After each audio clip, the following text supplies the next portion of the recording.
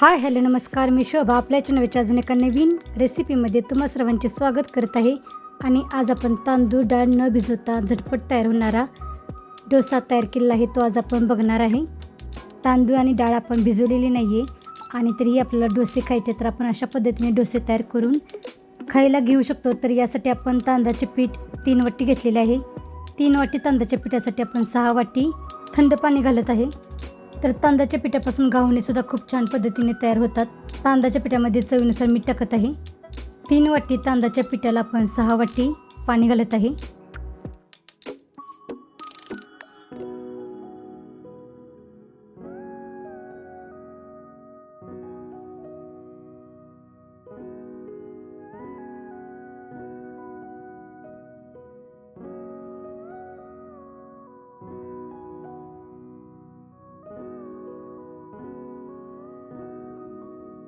पाणी आणि मीठ तांदळाच्या पिठामध्ये चांगले एकत्र मिक्स करून घ्यायचे आहे।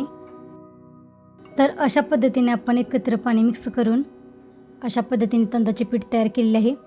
एक आपण डोशासोबत खाण्यासाठी चटणी तयार करता आहे, त्यासाठी आपण ओला नारळ घेतलेला आहे। त्यामध्ये 8-10 हिरव्या मिरच्या, 2 चमचे भाजकी डाळ आणि 2 चमचे दही घालत आहे। 1 वाटी कोथिंबीर धुवून घेतलेली आहे। चवीसाठी आपण यामध्ये मीठ टाकत आहे। 1 चमचे साखर आणि 2-3 लसणाच्या पाकळ्या आणि पाणी घालून खोबऱ्याची चटणी आपण तयार करून घेत आहे। तांदळाचे पीठ भिजवून तुम्ही छान पद्धतीने घावणे सुद्धा तयार करून घेऊ शकता, पण मी या ठिकाणी उत्तप्पा तयार करत आहे। त्यामध्ये आपण 1 वाटी कांदा, शिमला मिरची 1 वाटी चिरून घेतलेली आहे, 5-6 कढीपत्ता आणि कोथिंबीर चिरून घेतलेली आहे, 1 वाटी टॅमॅटो चिरून घेतलेला आहे।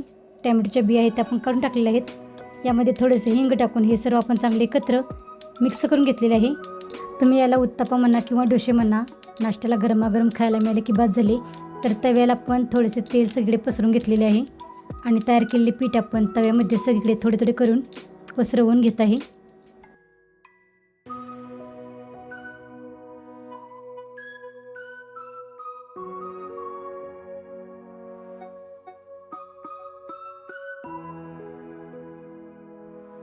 तर पीठ आपल्याला तव्यामध्ये सगळीकडे पसरवून टाकायचे आहे आणि 2-3 मिनिटे डोसा आहे तो भाजून घ्यायचा आहे।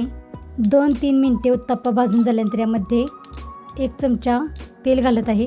तेल आपल्याला सगळे पसरवून घालायचे आहे आणि उत्तप्पा आहे तो आपल्याला भाजून घ्यायचा आहे। तर याच्यावरती आपण झाकण ठेवून 4-5 मिनिटे आपण शिजवून घेतला तरी चालेल।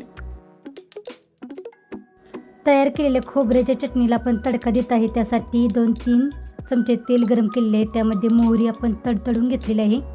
थोडीशी यामध्ये आपण हिंग पावडर घालत आहे, 2 सुक्या लाल मिरच्या घालत आहे आणि 5-6 कढीपत्त्याची पाने घालून आपण तयार केलेली फोडणी तयार केलेल्या खोबऱ्याच्या चटणीवरती घालत आहे। तर अशा पद्धतीने आपण खोबऱ्याची चटणी खाण्यासाठी तयार केलेली आहे। तर पहिला आपण उत्तप्पा टाकला होता तो भाजून तयार झालेला आहे, तो आता काढून घेतलेला आहे आणि त्याच तव्यामध्ये सगळे तेल पसरून आता दुसरा उत्तप्पा आहे तो आपण तव्यामध्ये सगळे पसरवून सोडत आहे। तर अशा पद्धतीने आपण सर्व उत्तप्पा किंवा डोसे खाण्यासाठी तयार करणार आहे। उत्तप्पा आहे तो 2-3 मिनिटे भाजून घ्यायचा आहे। नंतर चमच्याने सगळे तेल पसरवून लावून घ्यायचे आहे आणि नंतर झाकण ठेवून 4-5 मिनिटे शिजवून घ्यायचा आहे आणि नंतर शिजवून झाल्यानंतर आपण तो भाजून झाल्यानंतर तो आपण काढून घेणार आहे। तर अशा पद्धतीने आपण खाण्यासाठी नाश्त्यासाठी उत्तप्पा तयार करत आहे।